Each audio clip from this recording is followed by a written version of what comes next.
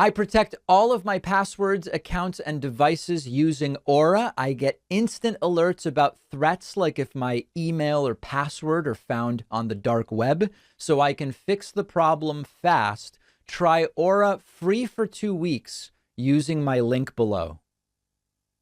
Well, a criminal investigation has been opened into Florida Republican Governor Ron DeSantis's stunt, wherein he paid to fly 50 migrants from Texas to the Massachusetts island of Martha's Vineyard. And wow, how quickly this has all developed. Think back to the beginning. When we first found out that Ron DeSantis, remember, Ron DeSantis, governor of Florida, paid millions of dollars in taxpayer money to fly migrants from Texas to Martha's Vineyard, we thought, well, it's a very stupid and brazen and tasteless political stunt, but that's as far as it goes, at least potentially. We then learned, the migrants were lied to. They were promised things. They were promised that they were being taken to Boston for expedited something or other and help getting jobs and whatever else the case may be. That's not true. That's sort of like fraudulent human trafficking. Maybe there's something criminal there. And yesterday on the show, I had 3 or 4 different commentaries from lawyers saying, this actually does seem like it's a crime. These were folks that were trafficked illegally by Ron DeSantis and those deputized by Ron DeSantis for this stunt. So where we left it yesterday was, what next? Is there an investigation? What happens next? And now, indeed, there is a criminal investigation that has been opened. The Miami Herald reporting, Texas sheriff will investigate Florida flying Venezuelan migrants to Martha's Vineyard. We have video, in fact, of Bexar County Sheriff Javier Salazar, who explained what his investigation is going to be. And remember, DeSantis is in Florida, but he decided to get involved with Texas, and that's why the sheriff is from Texas, the location, the source where these migrants came from. We are opening up a case with an investigation with regard to the suspected activities involving the 48 migrants from Venezuela that, as we understand it at this point, the facts of the case at this point, are that on Wednesday, September 14th, here in Bexar County in the city of San Antonio, our understanding is that a Venezuelan migrant was paid what we would call a bird dog fee to recruit approximately 50 migrants from the area around a migrant resource center on San Pedro here in San Antonio. They talk about Democrats as the criminals. This is just straight up criminality if it's as alleged. As we understand it, 48 migrants were lured, I will use the word lured, under false pretenses into staying at a hotel for a couple of days. They were taken by airplane. At a certain point, they were shuttled to an airplane where they were flown to Florida and then eventually flown to Martha's Vineyard, again, under false pretenses is the information that we have, that they were promised work, they were promised the solution to several of their problems. They were taken to Martha's Vineyard from what we can gather for little more than a photo op, video op, and then they were unceremoniously stranded in Martha's Vineyard. What infuriates me the most about this case is that here we have 48 people that are already on hard times, right? They are here legally in our country at that point. They have every right to be where they are. Now, remember this is an important detail. The right has been just using the blanket term illegal immigrants. These are folks, as I understand it, and as it seems like the sheriff understands it as well, and we'll see if he even explains this, who were in the process of having asylum claims reviewed, meaning that at this particular point in time, these were not individuals subject to deportation for illegal immigration. This is an important detail. And I believe that they were preyed upon. Somebody came from out of state, preyed upon these people, lured them with promises of a better life, which is what they were absolutely looking for, and with the knowledge that they were going to cling to whatever hope they could be offered for a better life, to just be exploited and hoodwinked into making this trip to Florida and then onward to Martha's Vineyard for what I believe to be nothing more than political posturing to make a point. Well, look, we all know that during a political campaign, things can get nasty, things can get out of hand. Yeah. So the point here is criminal investigation is starting, and we're going to follow it very closely. Now, this may not be the only criminal investigation into Ron DeSantis' stunt, and I say investigate criminally in all jurisdictions where this stunt extended its tentacles. Business Insider reporting a Massachusetts state lawmaker representing Martha's Vineyard is seeking a federal human trafficking probe, after DeSantis relocated migrants to the island. This article, again from Business Insider, says State Representative Dylan Fernandez, a Democrat representing Martha's Vineyard, called on the Justice Department to launch a probe after DeSantis chartered 2 planes for more than $600,000 in taxpayer dollars to transport 50 migrants from Texas to the island last Wednesday. Multiple criminal investigations being requested, and that is exactly what needs to happen. Now, the truth... Again, I hate to have to be so apparently cynical, but much like I've said, if you're waiting for the Trump in an orange jumpsuit behind bars moment, you're going to be waiting a very long time. I don't think there is any chance that DeSantis goes to prison for what he did, particularly when he's the governor, and while the buck stops with him, the actual acts were carried out and logistically organized by people under DeSantis. I get it, guys. The buck stops with him, and that's ultimately where it should stop. If we're waiting around for DeSantis to end up in prison, I think we're sort of putting the target a bit too high. However, is it possible that this stunt and all of the negative publicity that's coming with it? I mean, there's positive publicity as well from the right, although some on the right aren't pleased. But will the negative publicity that's coming from it, maybe hurt DeSantis in his imminent reelection campaign in Florida? Whereas we talked about on the bonus show yesterday, DeSantis is currently winning by about an average of 4 or 5 against Charlie Crist. Maybe. I think that's the optimistic scenario. Not that DeSantis ends up in prison. By the way, if you did what was done, except it was with young girls to lure them into prostitution, you damn well could end up in prison. But this is different. This is the Republican governor of Florida. But be that as it is, be that as it may, whichever is your preference, I think the best case scenario here is this hurts DeSantis' reelection campaign. And he's, as of right now, looking like he's going to sail to that reelection. At least there's a criminal investigation. We'll leave it there for today.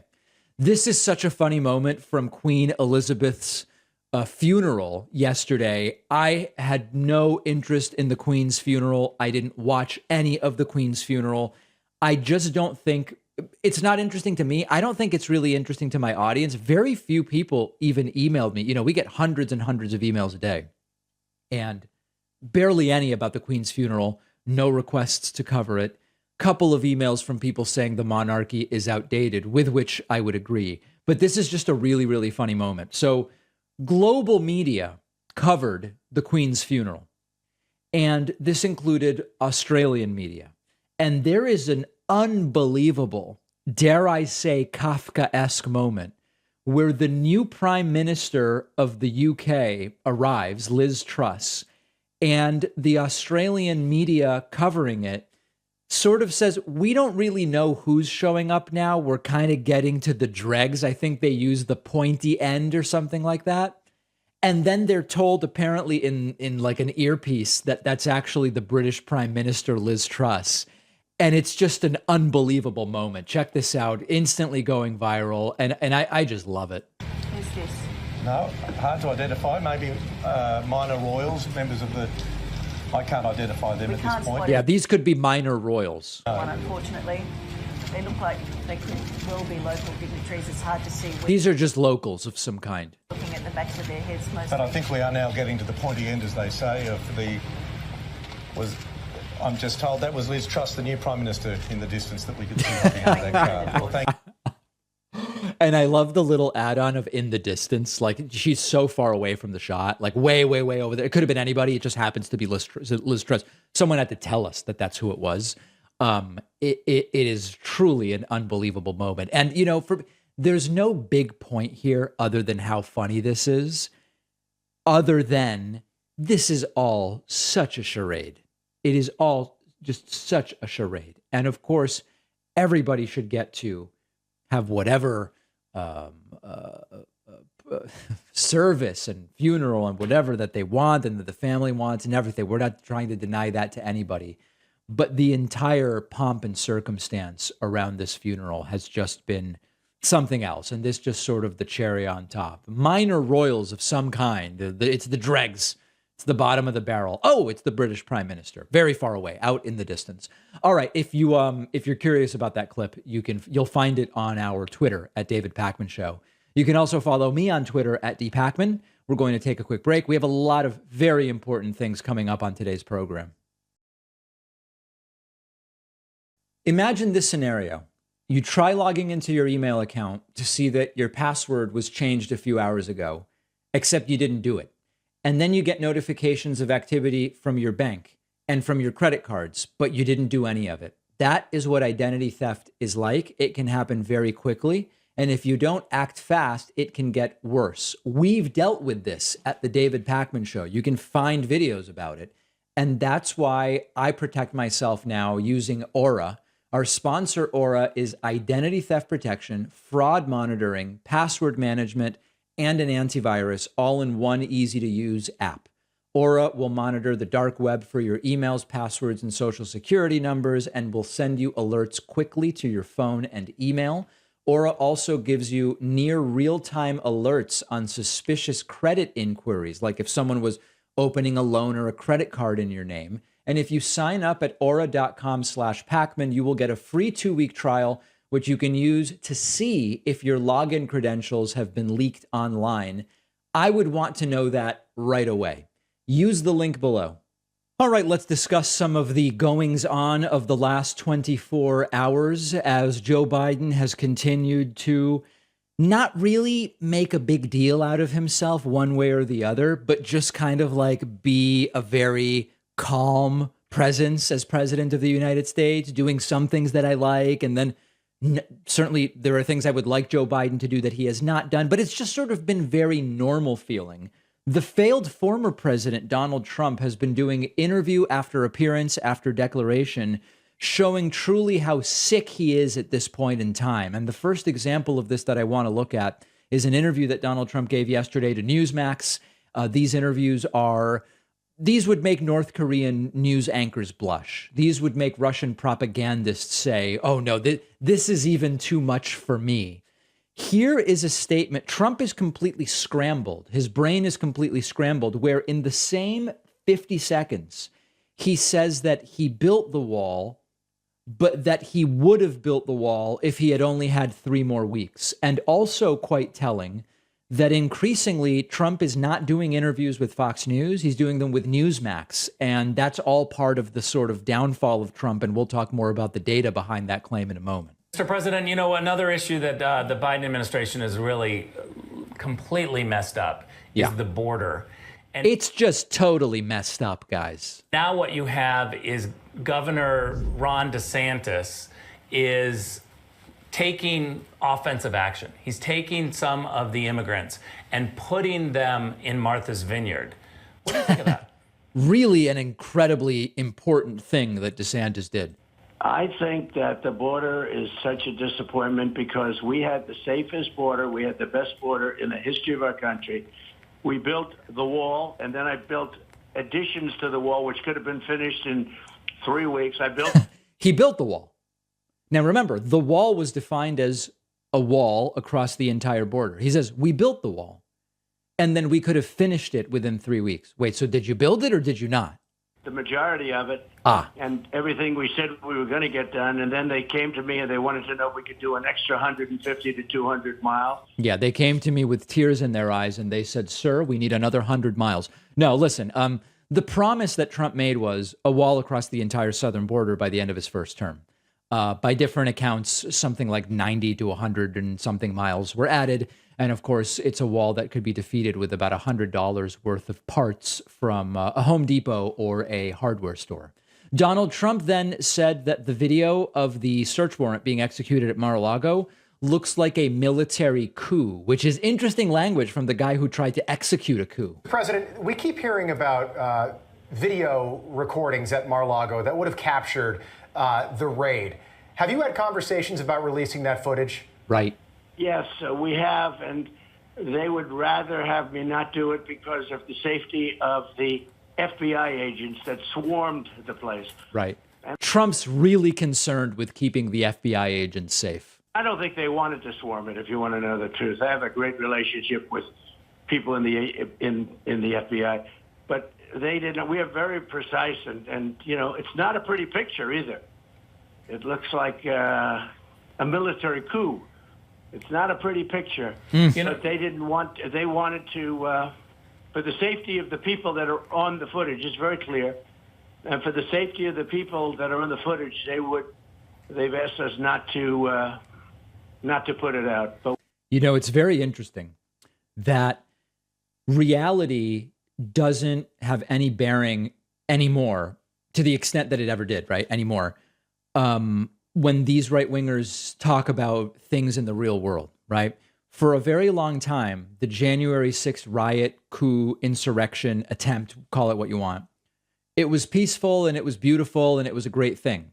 And then all of a sudden it was, well, no, it was violent, but it was Antifa. And then it was, well, no, it doesn't really matter. It's just whatever they can say at the time. And now something that was very peaceful, the FBI shows up with a signed search warrant, FBI director signed off on it, Attorney General Merrick Garland signed off on it, judge signed off on it. That now is a violent military coup. And Trump kind of continued playing this up when he talked about how violated Melania felt when the FBI ruffled through her dresses and maybe other things of hers as well. I'm wondering how Melania felt about the raid. Yeah. By the way, a really hard-hitting question from, I believe this is Rick Grinnell, who's like a former Trump staffer doing the interview. I guess he works for Newsmax now. Who knows? Really incisive journal. How did Melania feel about what happened? Well, she felt very violated. Right. I mean, this is a terrible thing. They go anyway, Trump would know about women feeling violated, right? into her closet. They go through her dresses and who knows what else.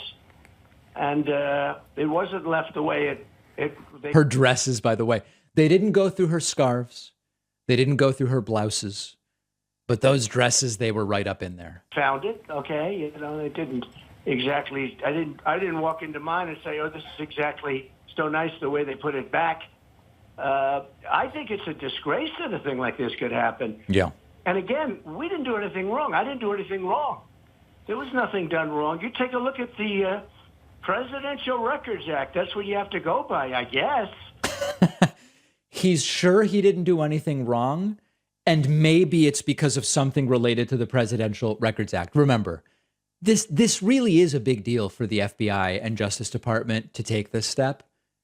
You know that they were really confident that they knew exactly what they were looking for. They knew exactly what Trump was supposed to have turned over, and that they were crossing every I and dotting every T, as Sean Hannity said. This narrative just doesn't, it's not believable. I mean, that's what I'm told. And you sit, you negotiate, you try working it out.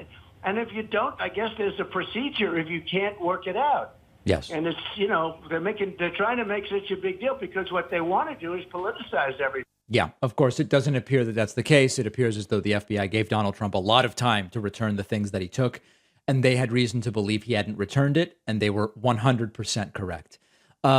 Lastly, here is Trump still complaining about the FBI being in his bedroom. You have that happen, and then they do a raid on the house of a former president who was very popular. I mean, I did get more votes than any sitting president in history. No sitting president even came close.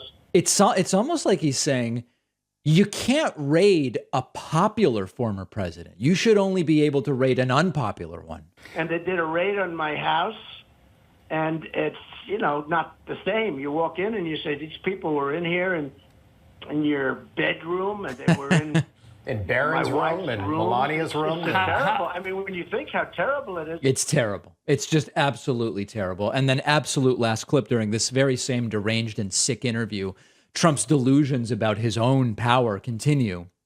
He says if he were still the president right now, he would meet with Putin and he would get that invasion of Ukraine ended. Mr. President, it's Rob Finnerty. I don't think it can be overstated. Inflation was 1.4% on your last day in office. Gas was $2.39 a gallon. Quite a difference 20 months later.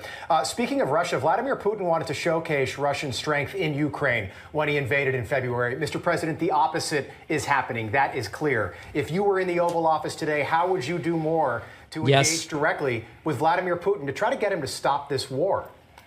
Well, I'd talk to him. I'd meet with him. I mean, there's no communication with him with Biden.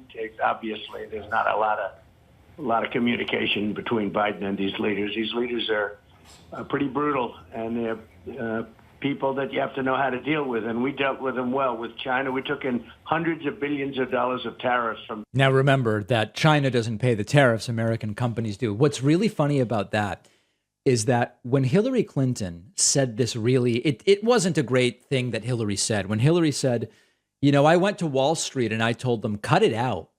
And everybody laughed at her because it's so silly. Oh, you told Wall Street to cut it out? I'm sure right away they're going to cut it out.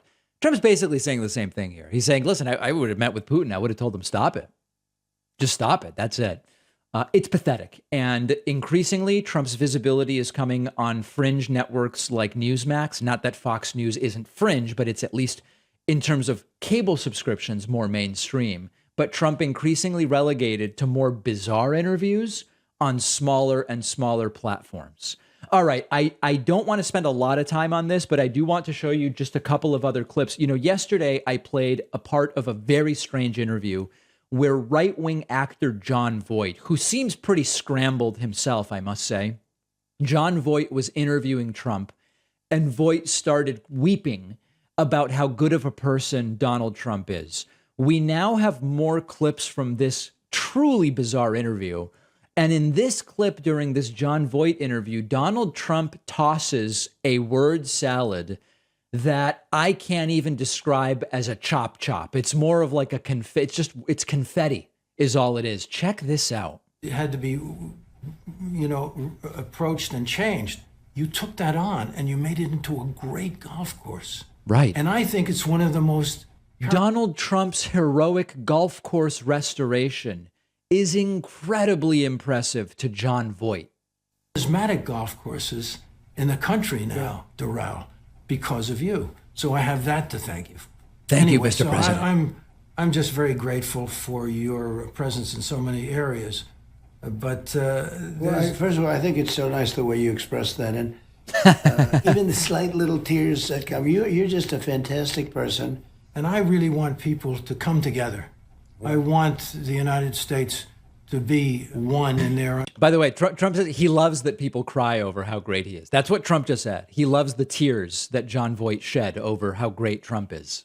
Understanding of the greatness of this country and wanting its future to be magnificent for the new generations to come. Right. And that means the world will go toward peace. So I say to the folks, I say, let's stay in hope. Let's appreciate our country, and let's appreciate those who are capable of turning the tide and bringing us back to the greatness that we were given by our founding fathers. So, well, I want to thank you, and we love the country. The country's in trouble. It's got to be solved fairly quickly. yes. There is no choice but to solve the problem, but it's a big problem. It's a big problem. And I hope it continues forward, and we love Israel, and we hope everything's going to be okay. Sure. What? A lot of good moves have to be made, or it's not going to be okay. And we say God bless you and good luck. John, thank you very much. I appreciate it. Thank you very much for this time, Mr. President. Yeah. What an unhinged and disjointed word salad. Just attempting to throw bouquets at each other, but kind of failing. I played a short part of this clip yesterday where Jon Voight cries over how great Trump is. Here's a little bit of a bit of context on that. And they tell a story. You went into the place and you checked on the place, and whenever you come to anywhere, everybody says, he knows everyone who works in every one of his facilities. Now, I know you have places all over the country. You went into the place and said, is Sally so-and-so working here today? You went in and said, yeah, have her come see me. And you went to one of the offices. And she came in and you said, I hear you're having a little bit of a difficulty. And she said, well, I have some cancer issues. And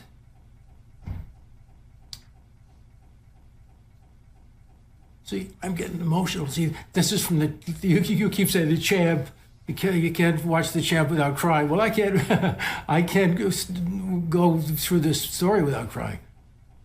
And you said, I'll take care. Let me take care of the whatever it's going to cost. You know, I want to take care of you. You're valuable to me. Whatever that is. I mean, and that's who you are. By the way, I know that Voight doesn't necessarily mean it in a literal sense, but you're valuable to me. That's exactly the theme of how Trump sees his own supporters. I've told you all this before. Trump cares about his supporters to the extent that they're useful to him, even though really they're the folks that he spent his entire rich life trying to not be around. And this is all just so bonkers. I've tried to research this. I was not able to find any evidence that Trump paid for anyone's cancer treatment. I saw on video that Trump made fun of a disabled reporter. That we all saw. That we know took place. We saw the video. This story about Trump paid for someone's cancer treatment, I was able to find no proof of it. Okay, very quickly, Trump's approval has plunged to its lowest in a year. Now, I'm going to show you what the number is. And the number is actually kind of scary. Newsweek reports Donald Trump's approval rating plunges to lowest point in over a year. This is based on an NBC News poll. 54% negative approval rating and 34% positive for Trump. Okay? Trump had the same 54% negative in August, but a slightly higher positive of 36. Trump also had 36 positive in May and March, 37 in January. Okay, doesn't matter.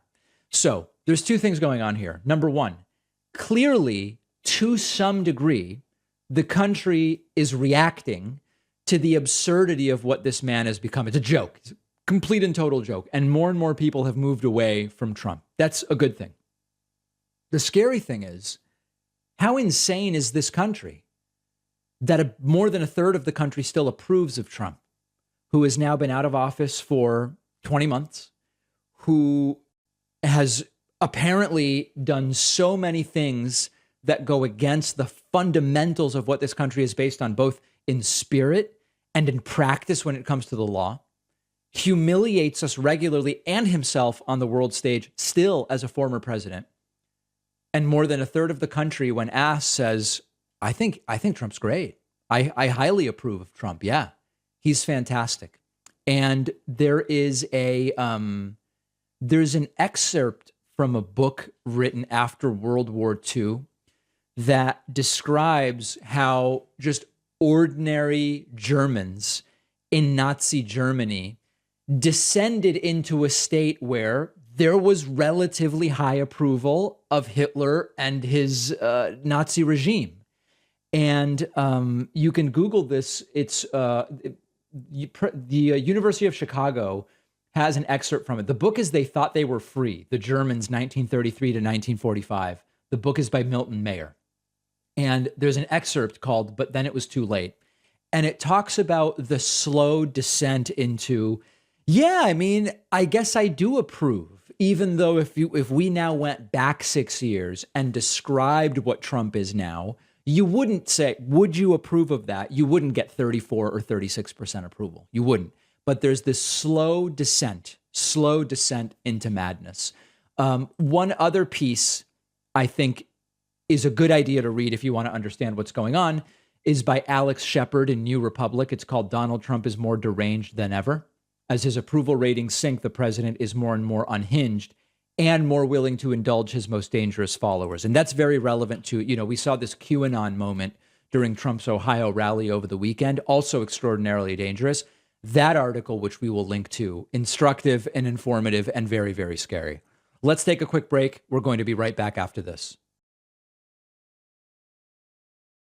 Don't forget that the best way to support the David Pakman Show is by becoming a member, which gives you access to the daily bonus show, the regular show with no commercials, You also get access to our entire archive of every episode dating back a really long time and plenty of other awesome membership perks. Go to joinpacman.com and use the coupon code BETTER21 for a huge discount. Joinpacman.com. It is great to have back on the program Benjamin Dixon, host of the Benjamin Dixon Morning Show, who is up to some very important work, I will say, which we're going to talk about. Ben, always great having you on. David, it's a pleasure. Thanks so much for having me. So Christian nationalism, you know, sometimes there's this shorthand when people say, well, what does Christian nationalism mean? And you can imagine a spectrum where on one side you have separation of church and state, where whatever one's religion is, it has nothing to do with civil government. Mm-hmm. The shorthand that sometimes is used is, well, the opposite side of that spectrum is, for example, Marjorie Taylor Greene, who says, no, her Christianity should be exactly what dictates and determines how civil government should operate. Is that the right way to think about this movement? Absolutely. I think Marjorie Taylor Greene inadvertently gave us the perfect lens through which we need to understand this threat that's coming from, I would like to say, my colleagues in the Christian faith, but there is a sect of Christians who believe that their specific brand of Christianity should be what dominates the entirety of society. And clearly that's a threat not only to those who choose not to believe or have any other belief, but it's a threat to those of us Christians who simply do not believe in the sectarianism and the tribalism of Christian nationalism. Has something materially changed since, like, I remember in the early days of my show, there would be the televangelists and you would see a little bit of an inkling of this Christian nationalism, but you didn't see as much overt, you know, you can't be Christian and vote for a Democrat. Preaching politics from the pulpit. Was it there but less overt, or has something actually changed? Well, it certainly has been there the entire time. There's always been a faction of the Christian religion that believes in dominionism. And through dominionism is quite literally the best way to describe it. They believe that they have the authority to dominate society. Some of them even go as far as believing that they should do what they can to expedite the apocalypse, so to speak.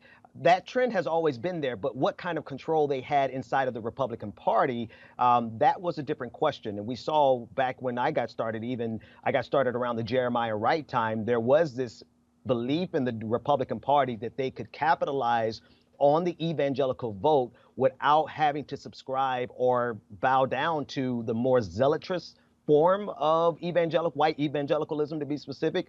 And we see now that after years and years and years of getting the votes of these particular types of evangelicals, that group has taken control of the Republican Party. You mentioned white evangelicals. Can you talk a little bit about the kind of racial breakdown of these movements? Because we've known for a while that, for example, in the Prop 8 era in California, there certainly are conservative religious values in black churches. That's right. But is there a difference in terms of the political application as it comes to Christian nationalism between some of these different groups of churches? Absolutely. I harken back to the statement from Malcolm X that 11 o'clock on Sunday mornings is the most segregated time in America. And that's because there's a fundamental difference between black Christianity and white evangelicalism. Not so much in terms of our belief in Jesus. That fundamental belief in Jesus is the same.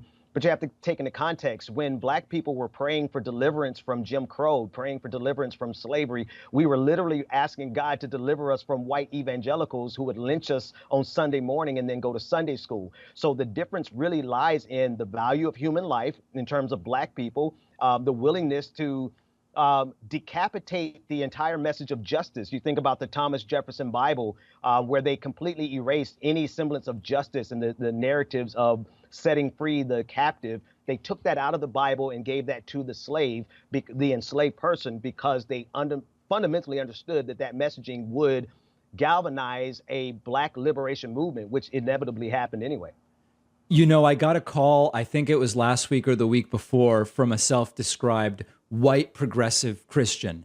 And this guy described his views about a number of different issues.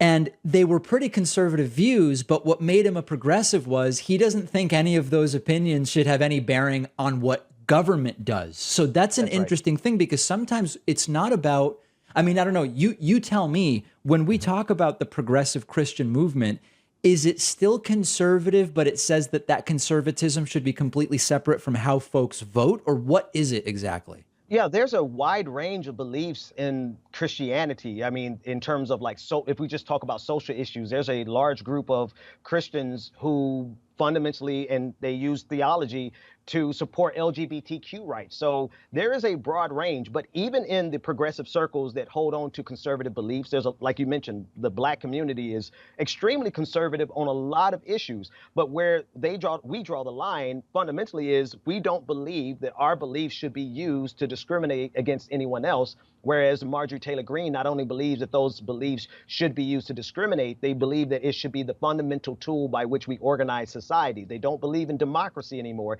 They fundamentally believe in a theocratic fascist state. And when we talk about the particular theology, it is a white supremacist Christian nationalist theology.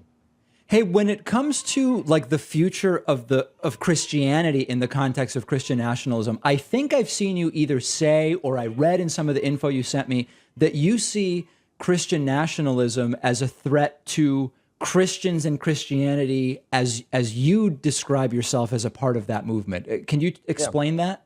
No, absolutely. In the clip that's going viral now, there's a particular white evangelical pastor who was disgusted with the fact that Black people call ourselves Christian. And the reason for that disgust is because he hated the fact that we fight for justice, we fight for liberation, we fight for democracy, we fight for things that he feels is anathema to his particular belief. So there's a clear divide, in not only a divide, but we are not safe. You have to understand, and anyone, I mean, I'm sure everyone can contextualize it for history. Like, this type of nationalism, this type of Christian nationalism was the justification for slavery.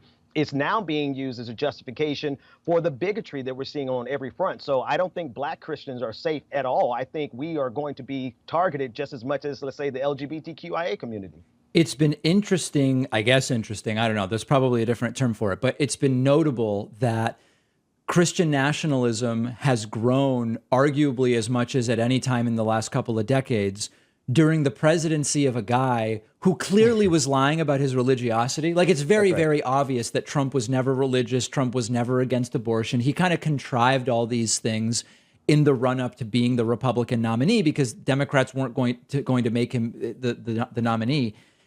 Do you know what, I mean, I don't even know how to ask the question. Like, what do you make of that? Because you would think that you would not necessarily see the growth of this movement while they are simultaneously pledging loyalty to a guy who is obviously not religious. Yeah, it's a really acute case of special pleading. They are willing to ignore everything about Donald Trump because they felt like he was the vessel that could accomplish their agenda. And in so many ways, he has, right? With all the conservative appointments to the Supreme Court and through the entire judiciary, now with the rollback of Roe versus Wade, he has been a vessel to accomplish their ends. They did not care whether or not he was more like Satan or Jesus. That was completely immaterial to them.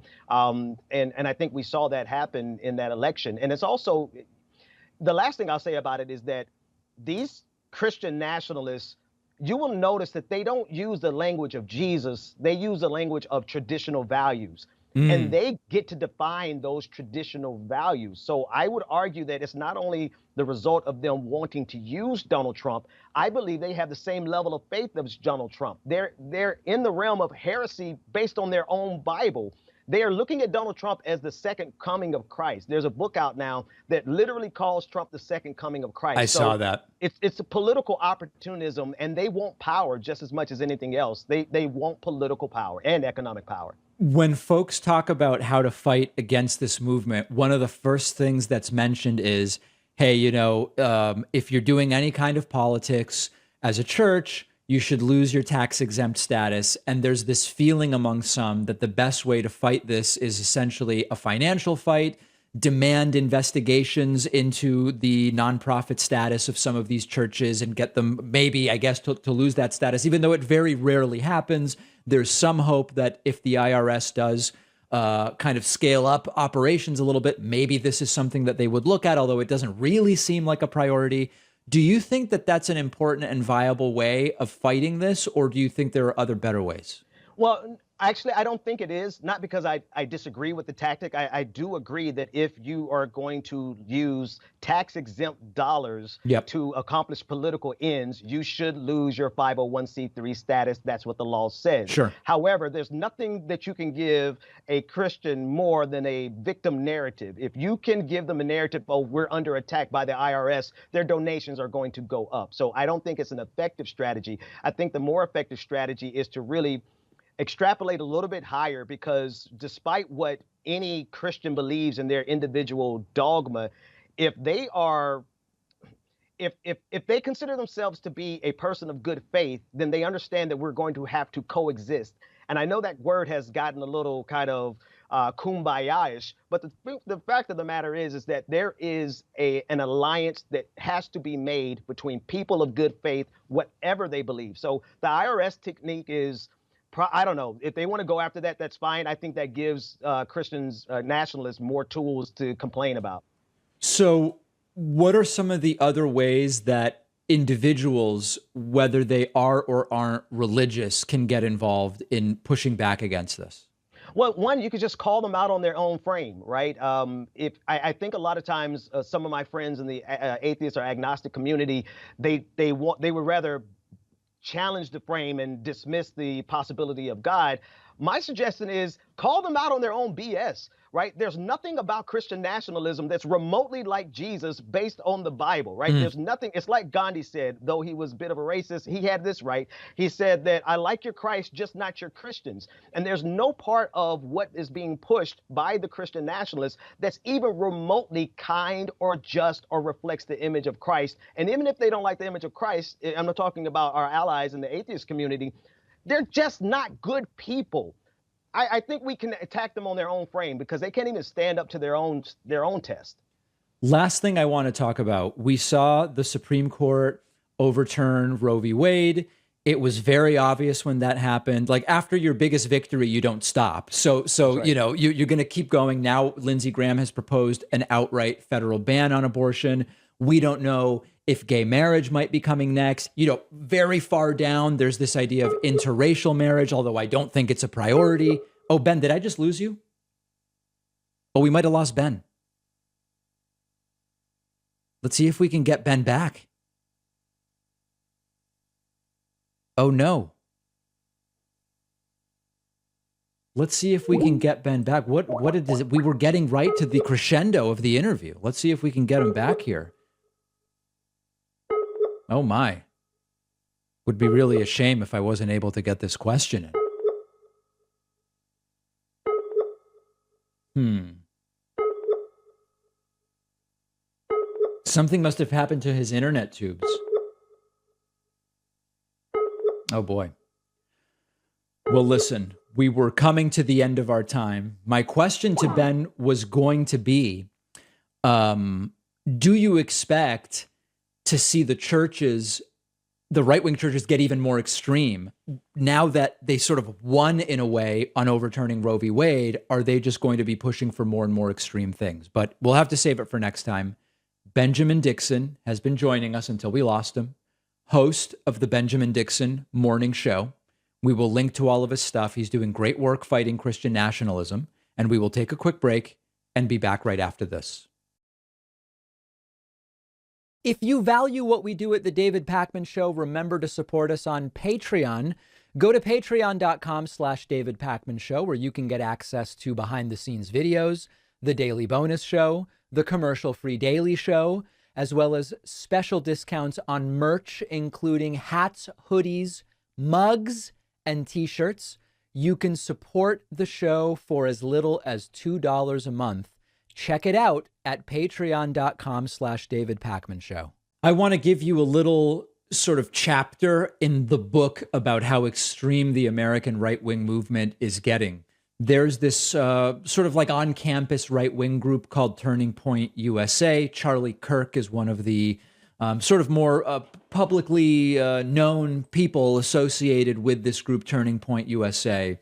They have now jumped fully into the sort of conspiracy QAnon Alex Jones fray, to the point that at a recent event called Defeating the Great Reset is a favorite idea, I guess we would call it, of people like Alex Jones and Steve Bannon and those types. Charlie Kirk actually interviewed Alex Jones. This was at one point sort of like, I never considered them this, but considered by the right a very mainstream right-wing group, just indoctrinating college students into basic conservative economics and this type of thing. It is completely over the hill insane at this point in time. And I'm going to play for you a clip here of Charlie Kirk making a really big deal of, I mean, listen, after all, it's just Alex Jones. It's just a conspiracy theorist. This is the great thinker that Turning Point USA is bringing to its attendees. It's sad, but also scary in that it shows how extreme this movement has gotten. Very special remote guest for you. Now, I only ask this, since we're doing the remote guest, while we're talking, I just want to make sure our guest can hear everything we're saying and all that. So, I was told by everybody, it's not the President Trump, but it is going to make you guys, wait till you see this, all right? Wow. Must be pretty good. In fact, this man is more hated by the media than Donald Trump, and that says something, okay? Which is, so, if you're going to talk about the Great Reset, right, then you have to have... Which, by the way, I don't know why you would, but... Someone who's the most banned man in America. Alex Jones joins us. How exciting. We're now going to get the truth.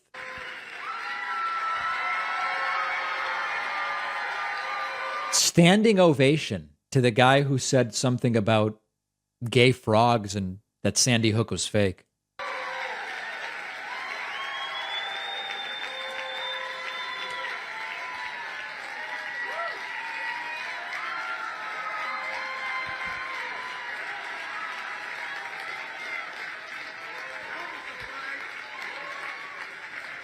So Alex, welcome remotely. I was told by all the people, like, oh, you can't have Alex at your event, which makes me just want to have Alex even more. Anything that people say is bad is actually good. That's fundamentally conservatism. Sometimes, and I want to be reactionary conservatism, sometimes things that people say are bad are actually just bad. Alex, you wrote a book on the Great Reset. What is the Great Reset? Why did you write the book? Well, I saw Steve Bannon yesterday, and he's absolutely right. And I love the title and the. Yeah, they are now including Alex Jones in official Turning Point USA events. Here's what I hope you will glean from this: these are considered the thinkers among the right. These are considered the thinkers among the right. Here's one more clip where Alex Jones talks about cows biblically. Let's zero in on the food thing, Alex. In particular, they are fascinated with getting rid of meat. Talk more about that, but also talk about the other implications of getting rid of meat. Testosterone levels, maybe replacing it with this synthetic nonsense that Bill Gates just happens to also be an investor in, by the way, super crony capitalist. Talk about why they're so incredibly focused on eradicating meat from our planet. What's going on with this? Yeah, tell us. Well, if you go back to Genesis, anybody should go read it, written 3,000 plus years ago by amazing Jewish scribes. I'm so not anti-Semitic that I'm going to call the Jewish scribes amazing. Inspired by God. In the first chapter, they just keep talking about cows and meat all day long and saying that's the real symbol of freedom. Now, Moses said later, we're not going to worship the golden calf. That's idolatry, but they were worshiping a golden calf. This guy is truly pathetic. And I want to tell you what the real scam is here. The real scam is this entire movement pretending to care about the Bible. We talked with Ben Dixon about this in the last segment, and he says these people aren't even really Christian. This was the moment at which point it became clear that the 5-6 years that followed were going to be Republicans pretending to care about the Bible. Okay. You mentioned the Bible. You've been talking about how it's your favorite book. And you said, I think last night in Iowa, some people are surprised that you say that. I'm wondering what one or two of your most favorite Bible verses are and why. I wouldn't want to get into it because to me that's very personal. You know, when I talk about the Bible, it's very personal. So I don't want to get into verses. I don't want to get into. There's no verse that means. By the way, notice how articulate Trump was, even just how much more articulate Trump was, even just a few years ago. It's a lot to you that you think about or cite? The Bible means a lot to me, but I don't want to get into specifics. Even to cite a verse that no, you like? I don't want to do that. You're an Old Testament guy or a New Testament guy? Probably equal. I think it's just an incredible. Are you a pancakes or a French toast guy? Both are good. Both are really good. The whole Bible is an incredible. I joke very much so. They always hold up the Art of the Deal. I say my second favorite book of all time. But I just think the Bible is just something very special. It's super special. And Donald Trump is not going to say any more about it. These are the exact type of panderers that Ben Dixon was just warning about in the last segment, who he is fighting against. Really scary stuff. All right, this is sad news. Our good friend who has filled in for me before, Jesse Dollemore, announced yesterday that he sadly has cancer. And he has a whole video message about it to his audience. And he explains that he went in for, and there's a Twitter thread that you can look at. He went in for a colonoscopy late last week. And yesterday he was told that he has colon cancer. And there's a mass, and it is adenocarcinoma. Does not yet know the stage or the prognosis, but believes that it's not stage 4, meaning it hasn't spread to other organs. Jesse's going to need surgery. He is going to then learn, is it stage 1 or 2, in which case that's hopefully the end of the journey. Or as he writes, if it's 3, then he would start chemo. There's a lot of uncertainty. And we are all pulling for Jesse. As I tweeted to him yesterday, I was just on a call with Jesse because we were working on some stuff, and Jesse has super graciously filled in for me in the past, last summer, and he's just a really nice guy. The thing about Jesse is that the nice guy that you see in his clips is really Jesse, and it's horrible news. And I know that lots of our other friends in the progressive media community are rallying around Jesse. There's no ask here right now. I'm just telling you all about something in the community that's going on that's horrible. So feel free to send Jesse a tweet. We're, of course, wishing him the best, or, you can leave positive vibes over on the video clip that he did about this, or really just whatever. But we send Jesse our best. Really sad news.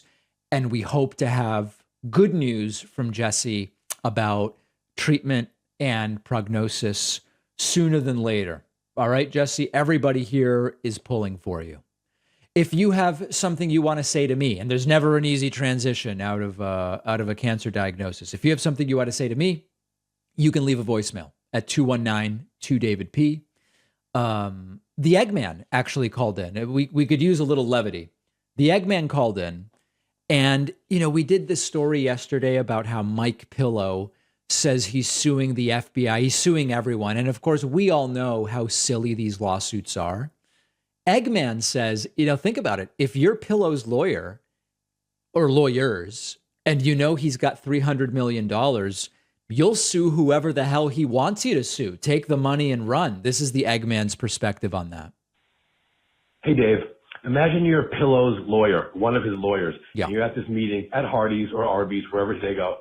And he says, maybe we're going to sue the FBI and we're going to sue the president. And the lawyers are like, how do we take this man's money? He has $30 billion worth of money, but still not do the ridiculous things he wants. How do we placate this man?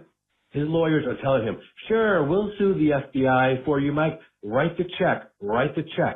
So his lawyers are getting loaded, probably laughing their asses off at his insane request. It may be. God, imagine the waitress in that meeting is probably smarter than all of them put together. Shalom. Yes, shalom, of course. And very, very soon we will be at Rosh Hashanah Eggman. Steve Eggman. No, the Eggman. Yeah, I think Eggman may be onto something. With Trump, it's sort of the opposite. With Trump, lawyers don't want to represent him because he'll often just never pay them.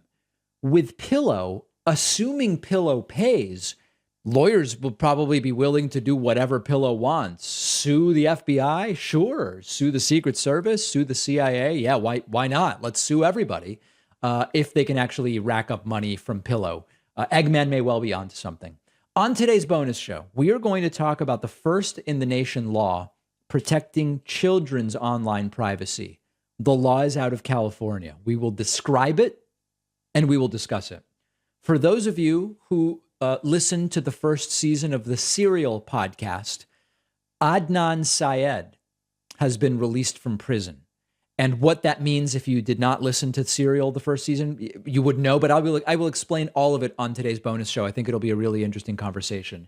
And we are also going to talk about the Illinois plan to end cash bail and the criminalization of poverty. It is not a perfect law. It's not. But we don't want to let the perfect become the enemy of the good, to quote the great Ted Kennedy. And we will discuss that on today's bonus show. You can sign up at joinpacman.com.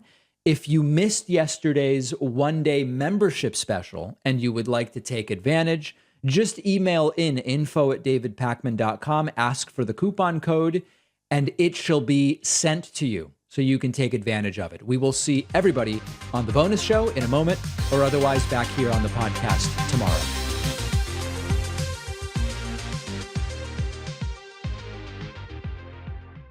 Thanks a lot for watching today's show. I just want to take a second to tell you about today's sponsors. I protect all of my passwords, accounts, and devices using Aura. I get instant alerts about threats, like if my email or password are found on the dark web, so I can fix the problem fast. Try Aura free for 2 weeks using my link below.